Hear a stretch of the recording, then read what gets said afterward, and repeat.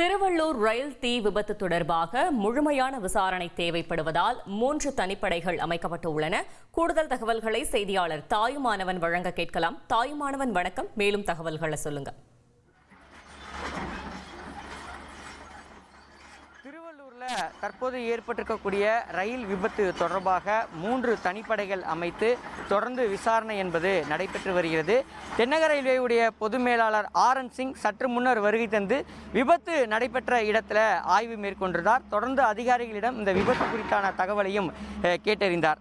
இந்த விபத்து தொடர்பான தகவல்களை பொறுத்த மட்டில் பார்த்தோம் என்றால், இன்று காலை சென்னை இந்தியன் ஆயிலில் இருந்து சரக்கு ரயிலானது புறப்பட்டு இங்கே திருவள்ளூரை அடுத்து வருகை தந்திருந்த போது எதிர்பாராத விதமாக கவிழ்ந்து விபத்துக்குள்ளானதில் இந்த சரக்கு ரயிலானது தடம் புரண்டு விபத்து என்பது ஏற்பட்டிருந்தது.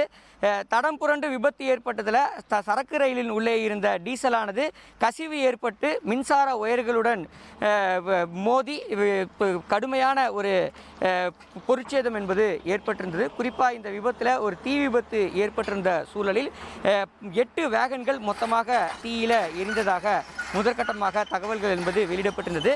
மொத்தம் 52 பெட்டிகள் கொண்ட இந்த சரக்கு ரயில்களில் 3 பெட்டிகள் சாதாரண சரக்கு பெட்டிகளாக இருக்கின்றன. மீதம் இருக்கக்கூடிய சரக்கு ரயிலுடைய 13 பெட்டிகள் தடம் புரண்டு விபத்து ஏற்பட்டிருந்தது. அதில் 3 பெட்டிகள் தற்போது எரிந்து வரக்கூடிய ஒரு சூழலில் அந்த தீயை அணைக்கக்கூடிய இறுதிக்கட்ட பணிகளில் தீயணைப்புத் துறையினர் ஈடுபட்டு வரக்கூடிய காட்சிகளை பார்க்க முடிகிறது.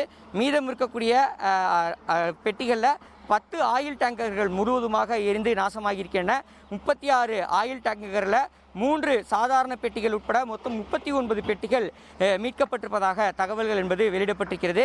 ஒரு ஆயில் டேங்கரில் 27,000 லிட்டர் டீசல் என்பது இருந்ததாகவும் ரயில்வே தரப்பில் தெரிவிக்கப்பட்டிருந்த ஒரு சூழலை 10க்கும் மேற்பட்ட ஆயில் டேங்கரில் இருந்த டீசல் முழுமையாக எரிந்து நாசமாகியிருக்கிறது. அதிகாலையில் ஏற்பட்ட தீ விபத்து என்பதன் காரணமாக தீயணைப்பு படை வீரர்கள் இந்த பகுதிக்கு வருவதற்கே காலதாமதமானது. காரணம் என்னவென்றால், இந்த பகுதிக்கு தீயணைப்பு வாகனங்கள் உள்ளே நுழைய முடியாத அளவுக்கு ஒரு கடுமையான புகைமூட்டமும் ஒரு கடுமையான சேதமும் தீ விபத்தும் இருந்த ஒரு சூழலை நம்மால் பார்க்க முடிந்தது. இந்த நிலைதான்